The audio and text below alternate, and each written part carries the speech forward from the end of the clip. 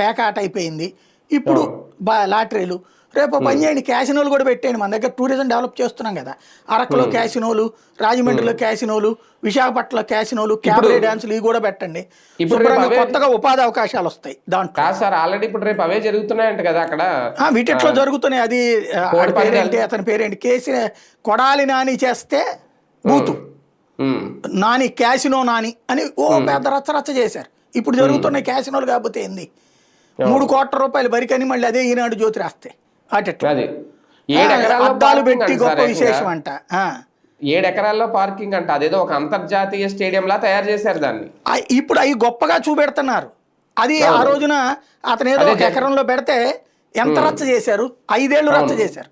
ఉమ్, అతను పెట్టింది టిక్కెట్ పెట్టి పెట్టాడు. అందులో అవును. టిక్కెట్ పెట్టి పెట్టిన దాన్ని అంత రచ్చ చేశారు. టిక్కెట్ అంటే నీకు ఇష్టమైనోడే పోతాడు. ఇట్లా అదే, ఓపెన్గా అవును. పెడితే అందరూ ఎగబట్టమే కదా. ఉమ్, ఎగబడినటువంటి వాళ్ళందరూ నష్టపోవడమే కదా. అవును. ఓ పక్కన సంబరం, ఇంకో పక్కన దోపిడీ. దోపిడీ. హైకోర్టు క్లియర్ కట్ తీర్పు ఉంటుంది. పోలీసులందరూ చోద్యం చూస్తారు. తర్వాత ఓ 10 మందిని అరెస్ట్ చూపెట్టేసి మేము చేసేసామని కోర్టును నమ్మిస్తారనమాట.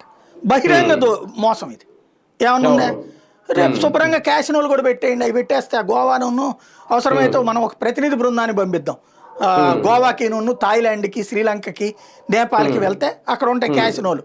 జూదాల్లో 30-40 రకాలు ఉంటాయి. అది పెట్టేస్తే దేశం నలుమూలల నుండి కూడా ఎక్కడికి